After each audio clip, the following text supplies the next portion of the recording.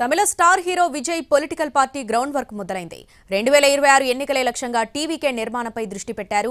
చెన్నైలో పార్టీ నేతలతో కీలక సమావేశం నిర్వహించిన విజయ్ రానున్న కాలంలో చేపట్టాల్సిన కార్యక్రమాలపై దిశానిర్దేశం చేశారు.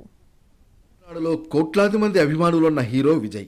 ఆయన స్థాపించిన రాజకీయ పార్టీ తమిళ వెట్రి కజగం వచ్చే పార్లమెంట్ ఎన్నికల్లో తమ టీవీకే పోటీ చేయడం లేదని ఇప్పటికే ప్రకటించిన విజయ్ 2026 అసెంబ్లీ ఎన్నికలే టార్గెట్ గా కార్యాచరణ ప్రారంభించారు. ఇందులో భాగంగా చెన్నై శివారు పణయూరులోని పార్టీ ప్రధాన కార్యాలయంలో నిర్వాహకుల సమావేశం ఏర్పాటు చేశారు.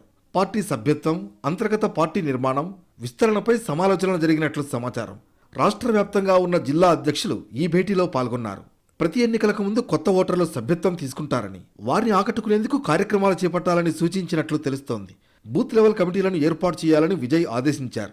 మహిళలకు తొలి ప్రాధాన్యం ఇవ్వాలని స్పష్టం చేశారు. వచ్చే శాసనసభ ఎన్నికల నాటికి క్షేత్రస్థాయిలో పార్టీని బలోపేతం చేయాలని కర్తవ్య బోధ చేశారు విజయ్.